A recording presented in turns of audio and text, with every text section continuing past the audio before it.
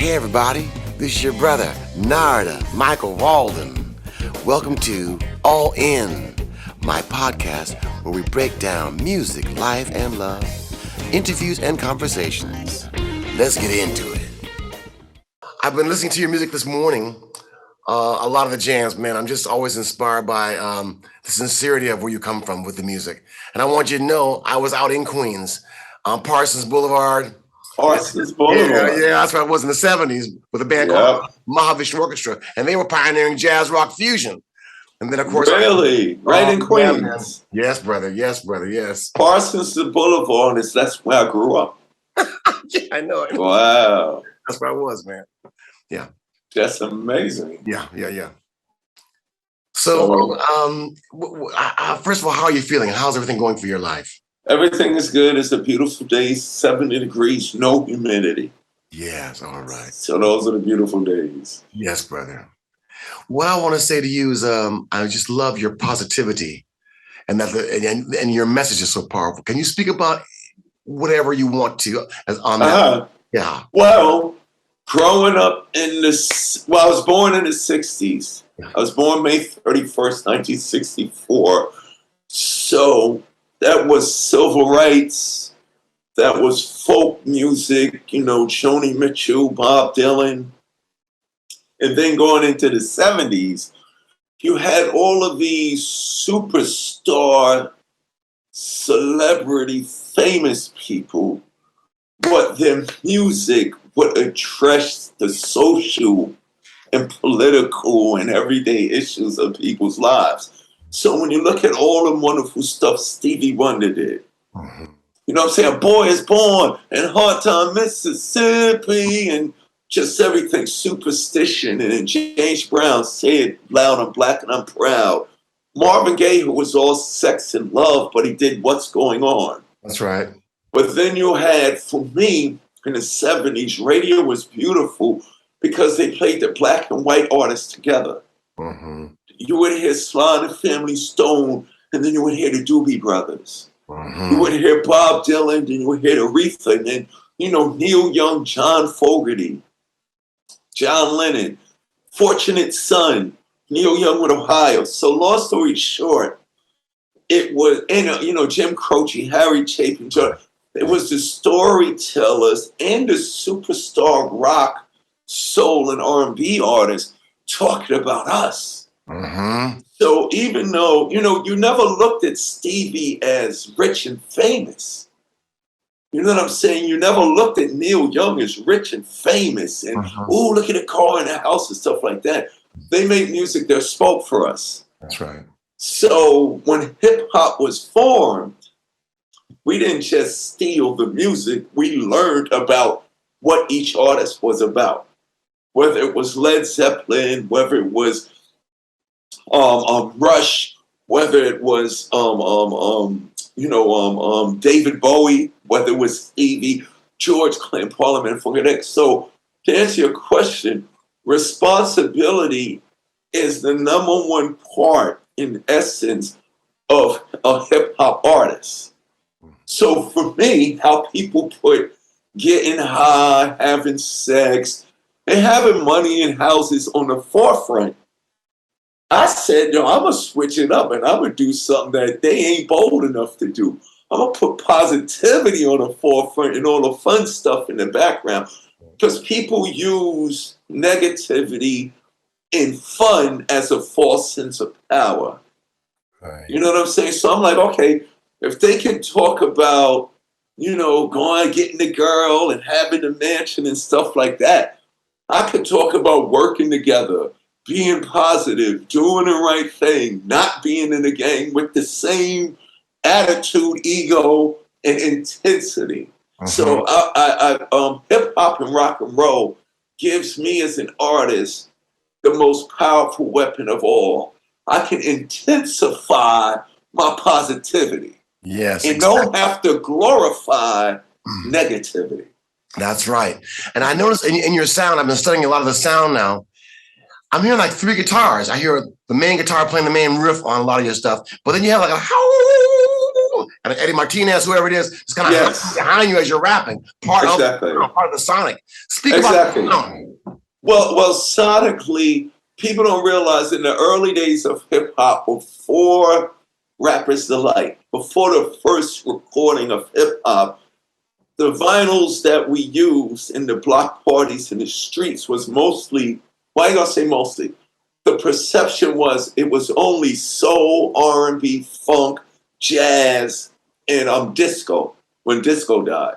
Because those records always had a break in them where the rapper can run his mouth. That's right. You know what I'm saying? Yeah. So when disco died, when people started saying disco sucks, we was like, disco's lovely for us. Bring it on. We'll use it. When they threw away disco, we use it. But if you look at disco was great. Disco Donna Summer, the Bee Gees, the Tramps, two of the biggest rock bands in the world made disco songs. The Rolling Stones made Miss You.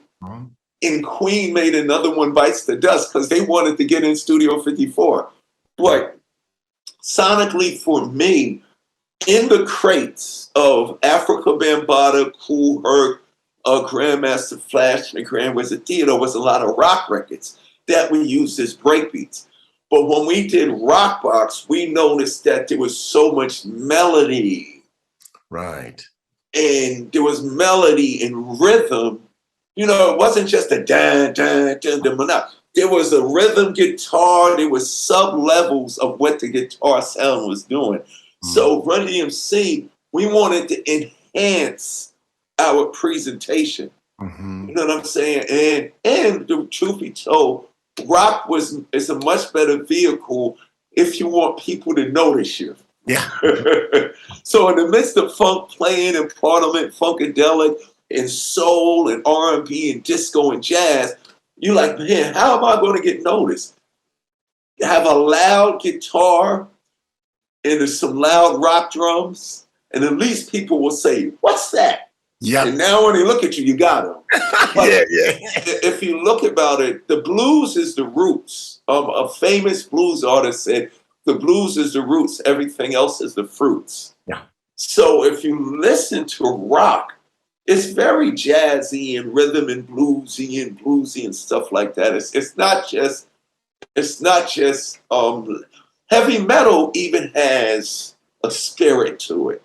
So the reason why we chose to use rock and get more musical with it, because if you listen to the blues and which gave birth to rock and roll in general, a lot of people was forsaking the melodies. Yes. You know what I'm saying? So we wanted to show that, we hate rock music and we hate metal and stuff like that. We wanted to show, no, wait. These guys got it from the black blues artists. That's right. You sit there and listen, it's not white people music. This is black music. You know what I'm saying? So we wanted to capture that essence because hip hop was using all musics. Well, let me speak about this now, because black music, and especially in the hip hop terminology, became the national music for white kids, young white kids. Yes. The look, the sound, everything about it. Right. So let's talk about that now. Well, a national fervor. Right. When hip hop first came along, the critics were writing it's black ghetto music. Right. But what it really was the sound, emotion, and angst, like rock and roll was, of a younger generation. So when hip hop came along, the shocking thing was the truth of it. Broken glass everywhere, and the message, and it's messed up. The ghetto's messed up. But then if you take away that label, the ghetto, and you got a kid that lives in the ghetto, he's no different from the kid living in Beverly Hills. So when they started listening to the other stuff that we were writing, and especially when MTV put hip hop in everyone's living room, you know what I'm saying? Now we just ain't in the hood no more. Now we in suburban. Now we in Canada. Now we in Beverly Hills. Those are the white kids who are coming, seeing Rakim and Run DMC and Public Enemy and Will Smith. They saw these black kids with the same problems that they had. Right. You know what I'm saying? Bullying, peer pressure, drugs, sex, girls, teachers, parents, presidents. So that was the thing that made these kids, the Jewish kids and the Italian kids and the Colombian kids and the Asian kids, when they saw hip hop, we was the only music speaking for them. Wow, yeah. You know what I'm saying? Did that surprise you at that time, Darryl, when it kicked off? To be like, no, not really, because we are all products of pop culture. So what the thing that people fail to realize is the black kids, as poor as we were, and the kids living in Beverly Hills and going to Harvard and Yale and the better schools, when we all came home, we all was both watching the Flintstones and the Jetsons. We all was watching Bugs Bunny. So that was the thing that gelled, but there was no medium there was no music, there was no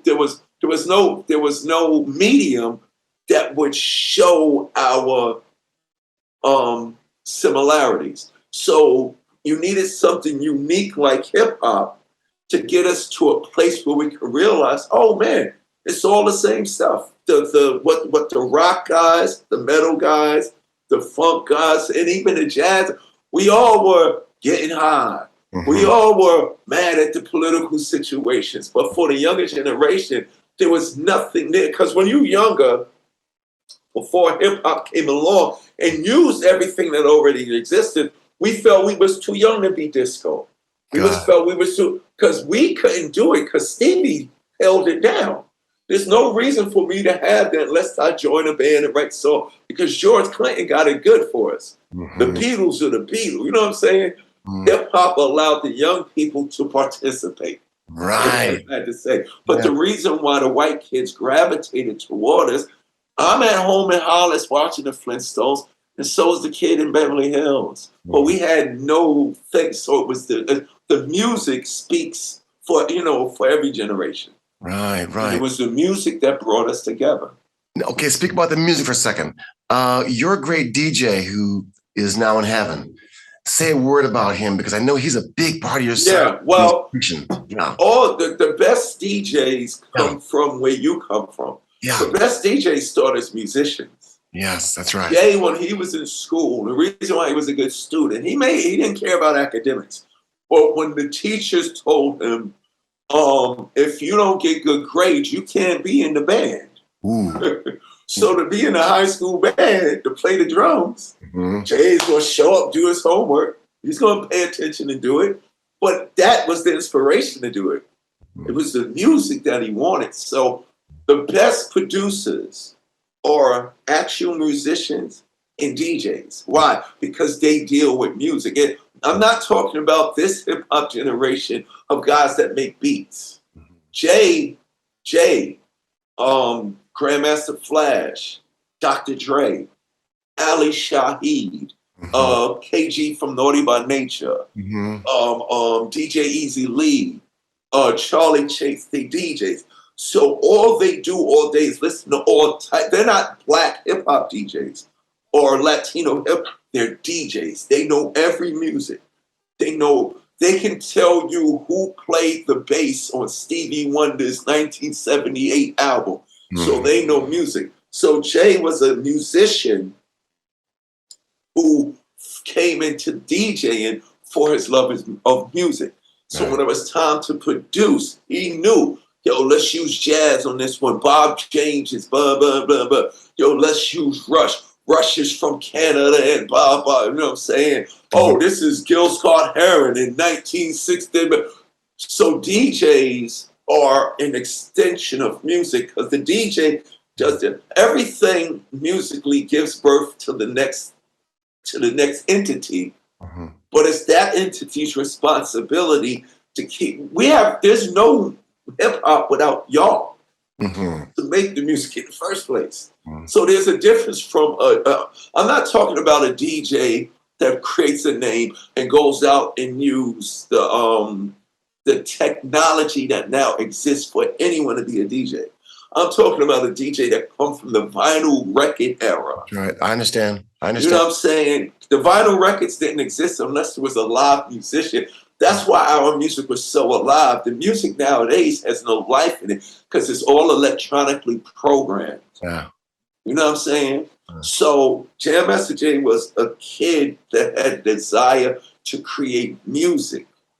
Right. And because hip hop exposed us to all this vinyl, that's why, like I said, Jay, Dr. Dre, Swizz Beats, all of these guys are music orientated individuals that either wanted to be musicians or that are musicians. Yes. And then vinyl and the turntables just gave them the opportunity to be a whole band.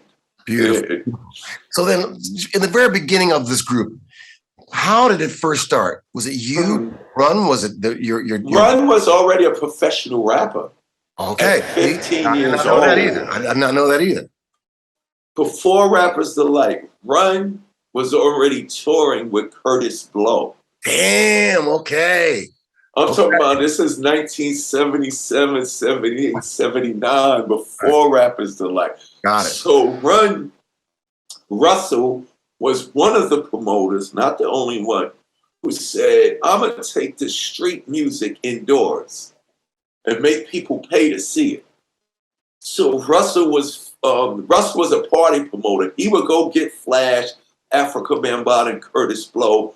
He would go rent the local PAL, and then he would charge us $5 to see what we could see for free in the streets. And a lot of promoters was doing that. So Curtis Blow, Melly Mel, DJ Hollywood, Lovebug Starsky, Busy B, Chief Rocker Busy B, they were already celebrities here in New York. The world didn't know about it because there was no records, no videos, no MTV. But they were already famous. So Run at 15 years old, I think Run started when he was 12. But at 15 years old, when Curtis Blow would do a live show, he would bring Run out to rap and DJ for him. Wow. So Curtis Blow was the first rapper signed to a major label. Wow. So Curtis Blow was signed to Mercury Records. So when Curtis Blow got his record deal, remember Curtis Blow actually has the first Christmas song of hip hop, Christmas rapping. Okay. Look it up. 1980, Curtis Blow did a song called Christmas Rapping. Okay. Don't you give me all that jive about things you wrote before I was alive, because this ain't 1823 or even 1970. Now, I'm the guy named Curtis Blow, and Christmas is one thing I know. So every year, just about this time, I celebrate it with a rhyme. Everybody out there listening, go look up Curtis Blow's Christmas Rapping. Yes, the original Christmas hit. But when Curtis Blow put out Christmas Rapping, and then Curtis Blow put out his album, and his big hit record was The Breaks. Yeah. These are the breaks. A huge record. Yeah, huge. So when that was happening, Joe's 15 years old, let me make a record. Russell said, no, you're too young to make a record. So Run was like, let me make a record. So Russell said, here's the deal, Joe. I will let you make a record if you show me a high school diploma. Because Russ was saying, yo, you can have the best record in the world, but if nobody buy it or listen to it, you need something to fall back on. So it wasn't until Joe graduated high school that Russell let him in the studio to make a record. During all that time, Joe was hanging out with me, and then he just discovered that I had raps. Okay. So instead of being a solo artist, he convinced Russell to let us be a group. Wow. Because groups, in the beginning of hip hop, groups were popular. Yeah. Grandmaster Flash, the First Five, Treacherous 3, Funky 4+1. So when Joe came out, he could have been like Kurt, but he wanted to have a more group-orientated sound. Okay. So he gave Joe Run was going to be a solo artist, but then he convinced Russell to let me be in his group he was performing because he saw I had some good lyrics. Yeah. How old were you at that time? I was 8th grade, ninth grade, so I'm 16. Yeah. I was 18. No, I was younger than that. I graduated in 18, 12th grade, 17. So I was 15. Wow. I was 15 when we started rapping together in 9th grade, and I was 18 when we finally made the record. Okay, I got you. But Joe was going to make his record at 15. He had a song called Street Kid before we did It's Like That. So Joe was at 16, Joe was going to be a solo artist. But then he waited until he got his diploma. And then since he met me in 9th grade, he knew he had a friend that had rhymes too. So I was 15 when I first started writing. Well, 12 years old when I first, for me.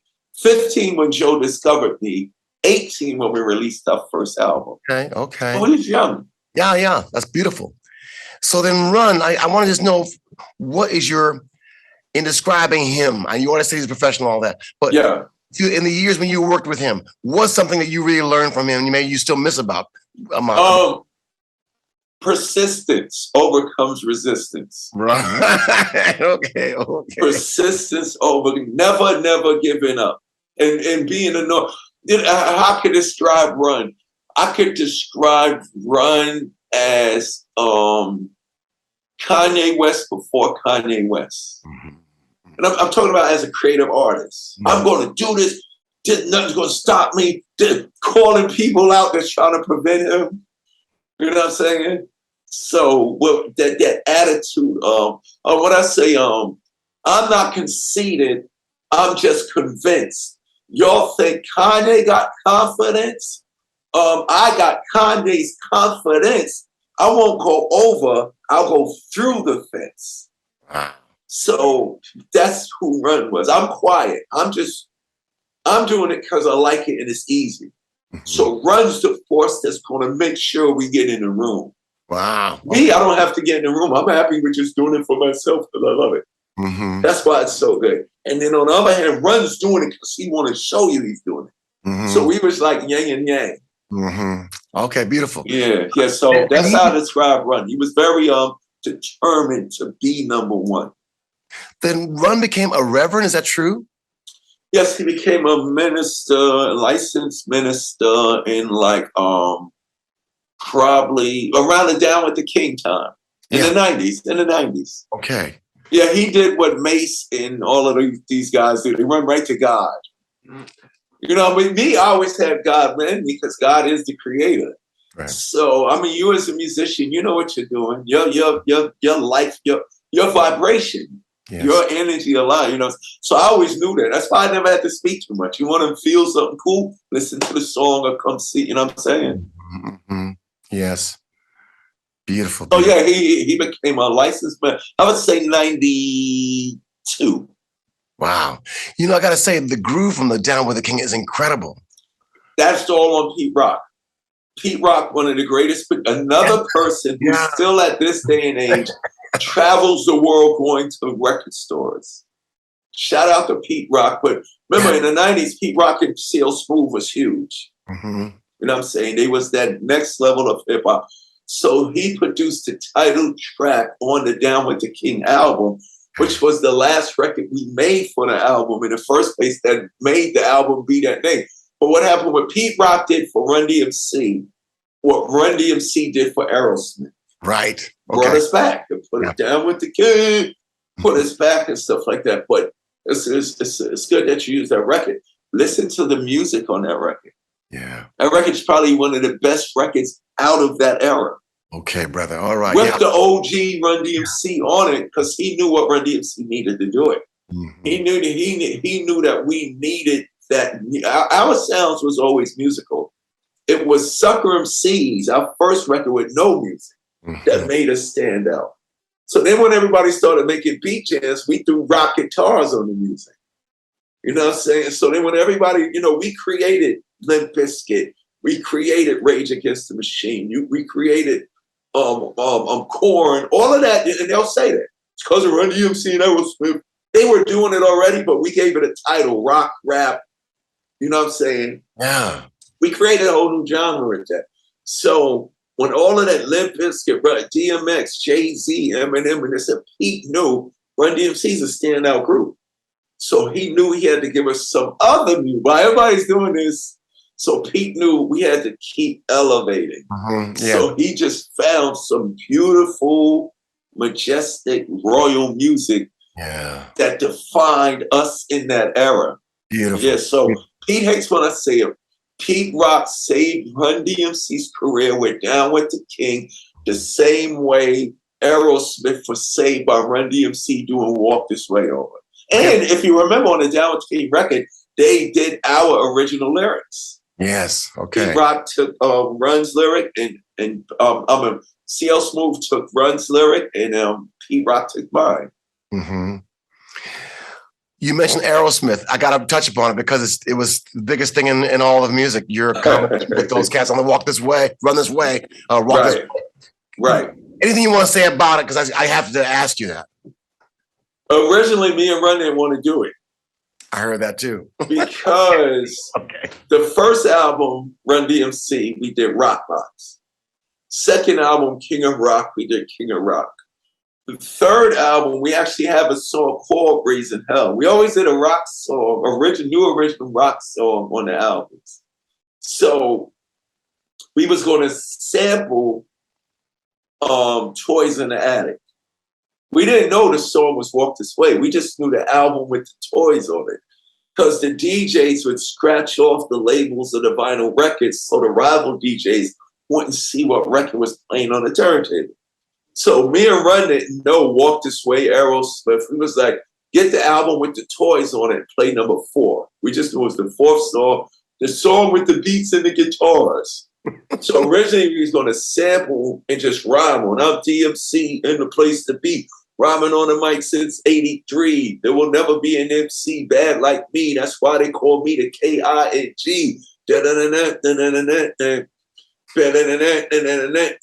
Joe would go, DJ Run, having fun, here to get it done because I'm number one. Curtis used to be Curtis Blow's son. Typical Run DMC stuff. Rick Rubin, who was working with Jay as our producer at this time, said, don't sample the record, do the record over. So we thought, Rick, that's what we're doing. We're going to sample it and we're going to put our rhymes on it. Rick said, no, do the record over the way the band originally recorded it. Me and Run didn't want to do it. Hell no. Stupid idea. No, we got rhymes. Run's whole thing was, we got rhymes, man. T got rhymes. He got to say his rhymes. And with a little convincing, Jay and Rick Rubin convinced us to learn the record that we had learned the words that we never heard. Okay. And the whole time of hearing that record, the record never played far enough for the lyrics to come in. Because all Jay had to do was just keep the beat going. Mm-hmm. So we had to learn the record that we never heard, that we always used. Yeah. When we heard the lyrics, no, because we wasn't rock, we wasn't singers, we rappers, we rhyming. You know what I'm saying? We MCs who rap. The term rapper didn't exist till it got commercialized. We were MCs. Right. We were DJs and MCs who rapped. We had raps. Like the Pimp had a rap. I'm the Pusher Man. You know, everybody have a rap, you know. So we wanted to say our rhymes on the record. And then Rick said, just do it. Just do Steven Tyler's lyrics, not like Steven Tyler did. Do those lyrics the way Run DMC would do it. Okay. And that changed everything. And then the reason why it worked is if we would have did it just us, we wouldn't be talking about it today. Okay. The reason why it worked is Rick took it another step and went and got the band that originally did it to do it with us. Mm-hmm. So now it's breaking down walls. It's breaking down the generation gap. It's breaking. When Steven Tyler took the mic stand in the video and knocked down the wall that was separating us, that didn't just happen. That was a statement of what can happen for real in our lives, which music already did. I mean, you already saw Clarence Clemens playing with Bruce Springsteen. My man, my best friend. Black and white musicians were all B.B. King and Eric Clapton. I'll see you Friday at the bar. Mm-hmm. Like people didn't know, but when Run DMC and Aerosmith did it on MTV for the whole nation to see, it did something to people. Yeah. So Rick was brilliant. If people would have to go look up the remake of Aerosmith by Run DMC if Rick didn't bring them with us. Right. It was historical. It was iconic. It was innovative, but also it was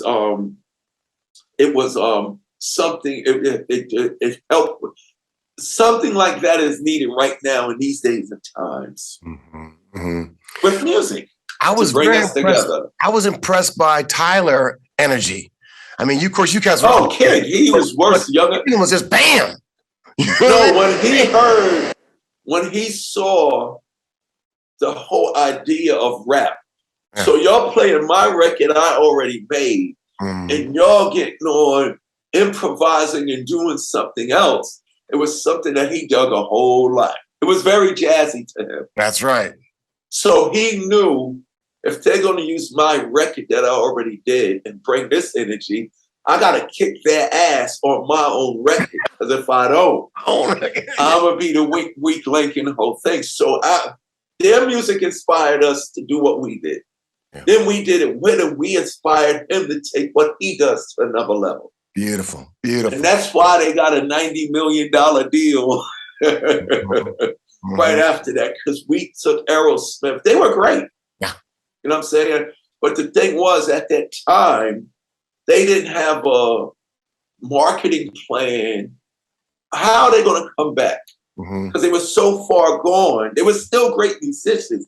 But from an industry standpoint, a $3 million marketing plan ain't going to help, or promotion and what do they call it? Publicity stunts ain't going to help them.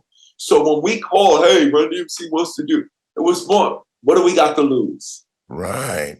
And what we did to the song was, they could have said no.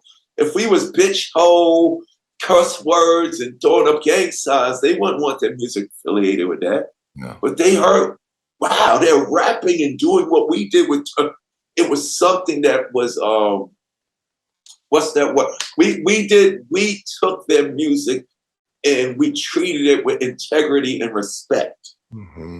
Beautiful, beautiful. Yeah. Well, the whole world knows it, man. So congratulations. And I guess now's a good time to say we want to use Walk This Way as our theme for our Christmas event. Yeah, our Christmas event. Exactly. For kids and music. And I know you have a heart for kids. And yes. Now's a good time to speak about your message for kids. Anything you want to say? Well, every child needs to be given the opportunity to become the person that they were put here to be. If it wasn't meant for kids to be successful, they wouldn't have been born. Right. So it's up to us to give them those opportunities, whatever they are. Orphan, homeless, foster, adoption, addicted, abused, whatever word that we use to describe underprivileged kids, poor, unfortunate, whatever. No, those kids will prosper when given a privilege. A privilege just means given an opportunity or a chance. A privilege is you can come in here and you can use that, and I'm going to give you, really, I'm worthy enough to do. There's no difference from the kid that is born into wealth in Beverly Hills and the kid that's born into poverty. And what is the only thing that will allow people to understand that? Music. Yes. Because music succeeds where politics and religion fails. You know, a Pentecostal Christian, not only Christian and Muslim and the different religion, within our, a liberal Republican will not give an opportunity to a conservative Republican's child because of the labels. So what we do with music, and it's the arts. When you go to a concert, you see all people from all over the world, different colors, loving Bruce Springsteen. Yes. Or loving Michael Jackson. Or loving Run DMC. Or loving Jay-Z and Beyonce. If you go to a museum, or if you go to a play, it's the arts that has the cure for everything. Right. But the thing that makes everybody smile, everything needs a soundtrack. So without the music, without the musicians to give, every opera has a soundtrack and a vibe. Without the music, no stories exist. Right. To show the kids that you're unique, you're an individual, and even though your situation may be harder than somebody else's, when you remove the situations, all of us are the same people. That's right. So the music is the thing that brings attention to what people need to pay attention to, and not worried about, I don't want to work with you because you like Trump. Well, I don't want to work with you because Clinton. Music, leave all that outside. Right. We're right. going in here to sort of leave all that outside, because we're going to make sure everybody thrives. Yeah. And the long and short of it, you was that little kid that had hope in his eyes and dreams. So if you could become who you are, I could become me, and show these kids that you don't have to be a rapper or a musician to be in the entertainment business. Mm-hmm. A kid could get, man, I want to be a manager. Yeah. I want to be a vet. Like, we had to wait for the sound guy to set up the music. Yeah. We're not heard if we don't have professionals there. So it's about showing kids there's a multitude of opportunities for you. That's right. Well, I want to say we're very excited to have you come out from New York to. It's so cool that, Run DMC, big shout out to Curtis Blow, because he was also the inspiration for Run DMC, even having courage to do a Christmas song. Wow. So when we did Christmas in Hollis, and then we did Walk This Way, if you look at all of those, there was always a collaborative effort. Nothing. You've been in a band. Yeah. Unless you cooperate, mm-hmm. the sound doesn't, you know what I'm saying? The drummer gotta know what you do. You gotta know what the guitar player is doing. The drummer gotta know in every key piece. Is like, people will think the person with the tambourine is insignificant. Mm-hmm. That's a bit. Sometimes I watch shows and I watch the tambourine players. That's right. Because if they wasn't important, why would there be a mic there? That's right. That little missing piece, you would notice. Hold up, stop, watch, something's missing. Mm-hmm. So hip hop, Grandmaster Caz, one of the greatest rappers ever, said hip hop didn't invent anything. Hip hop recreated everything. That's it.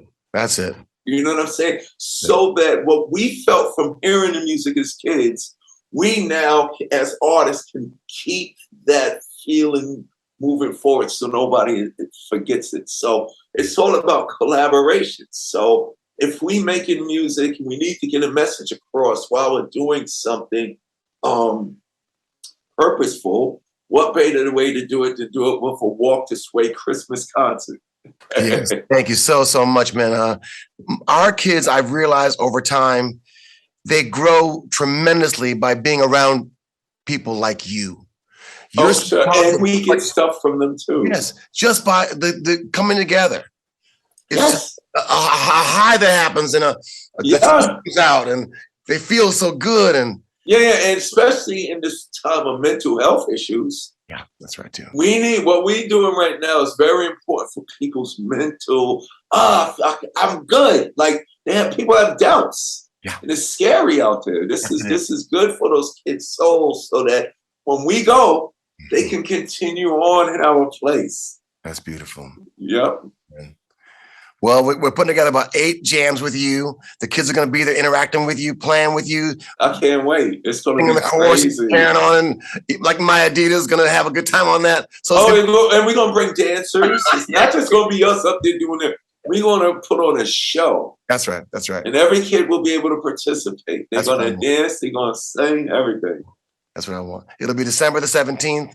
You'll come out a couple days. What's the venue? It's called the Throckmorton Theater in Mill Valley, California. Somebody said it's really beautiful. Yeah, it's very beautiful. It holds about 300 people. Yeah, we packed in there. We wanted to do it last year, but COVID stopped it. Yep. Now finally we can open our doors cautiously and make it happen. Yeah. Keep it moving. Yeah. All right, looking forward to it. You are the master. I got to tell everyone, I'm so happy I know you. I first met you on a set called Room 101, where we were honoring Al Green. It was Al Green, yes. And you came in there like a fireball. That's crazy. I love you. It was just ever since then to meet you. I remember that. Man, I'm just really a fan of your story. I'm a fan of your conviction. I'm a fan of who you are. You're a rarity in that you stand up so powerfully in a time when we really need people to stand, and you are there. Well, we have to. We have to stand with each other. That's right. Okay. Darryl, love you. Thanks for your time this morning. Thank you. I'm here for you. And, I want everybody, again, December 17th, come to our show, Mill Valley, California. Spread the word. That's right. It'll be my man Darryl, his beautiful cat named Charles on the DJing. Yep. And if you can't get in, still support and donate. Yes, exactly. God bless you again. Love you so much, man. All right. Love you too, man. See you soon. Thank you so much for listening to our All In podcast. If you enjoy the show, please follow, like, and subscribe on our socials. YouTube, Official Narada Instagram, Official Narada, one word. And All In with Narada Michael Walden on Apple Music, Spotify, and more. Thank you so very much.